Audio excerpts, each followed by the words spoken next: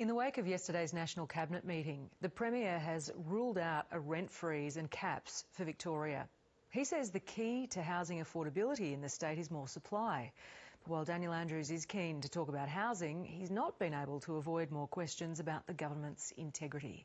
Here's state political reporter Richard Willingham.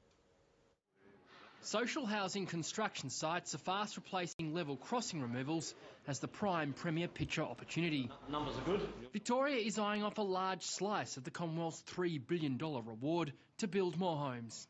The more stock you have available, the more choice consumers have, the more power consumers have, the better that is for them, the lower the prices will be. But National Cabinet didn't deliver for all. We had the opportunity for bold and courageous housing reform, but instead we got the same crap sandwich in a different Ziploc bag. The Greens want a rental freeze and caps on future increases.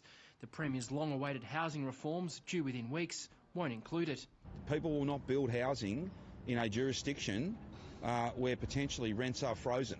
They will go to another part of Australia where they are not frozen and they will build their apartments and their houses there.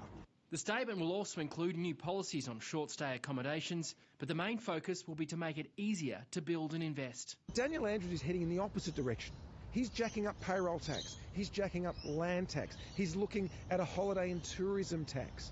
The Premier and his party comrades are more than happy to fight the Greens on housing policy, but the government faces multi-party attacks on integrity, with bills from the Greens and Coalition to expand the IBAC's powers, passing the upper house, only to be blocked by the government in the lower house. What does Labor want the anti-corruption body not to investigate? An investigation is what the families of people who had their Labor Party membership renewed after their death want. They're set to formally ask the Labor Party's monitor, John Thwaites, to find out how it happened. The Andrews government is corrupt. It is not being governed by sound and objective principles. The opposition hope questions of integrity, and they've never stopped stacking, might improve its fortunes. Richard Willingham, ABC News, Melbourne.